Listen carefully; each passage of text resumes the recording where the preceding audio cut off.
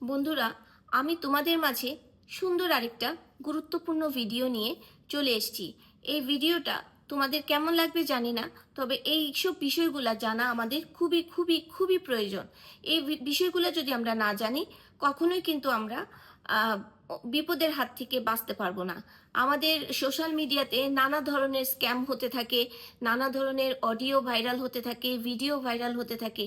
তো এই ধরনের স্ক্যামের আন্ডারে যাতে আমরা না পড়ি, আমরা কিভাবে এইসব থেকে আমরা রক্ষা পেতে পারি, সেই জন্য আমি তোমাদের মাঝে প্রতিনিয়ত নতুন নতুন কোনো না কোনো ভিডিও নিয়ে হাজির হয়ে যাই।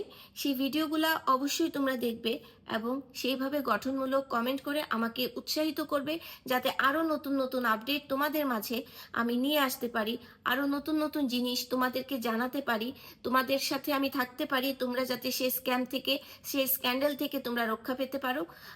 এই জন্যই আমি এই ভিডিওটা করেছি, যাতে তোমরা এই বিষয়টা জানতে পারো।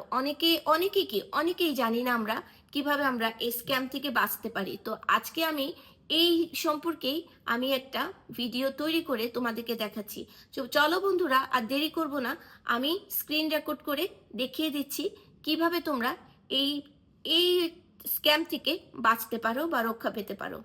চলো বন্ধুরা, প্রথমে আমি আমাদের যে অ্যাপ গ্যালারিতে প্লে স্টোর রয়েছে সেখানে চলে যাব। সেখানে চলে গিয়ে আমরা আমাদের প্রোফাইল আইকনে ক্লিক করব।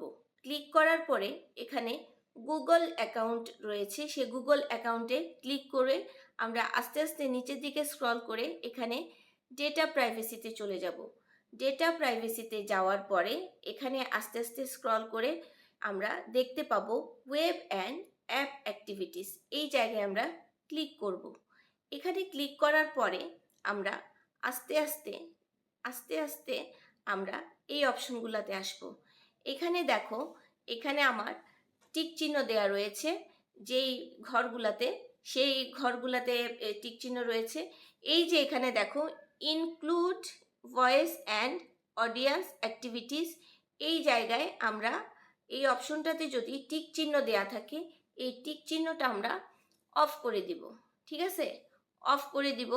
এখানে আমরা যখন ক্লিক করব, এখানে স্টপ সেভিংস আছে, নট নট নাও আছে।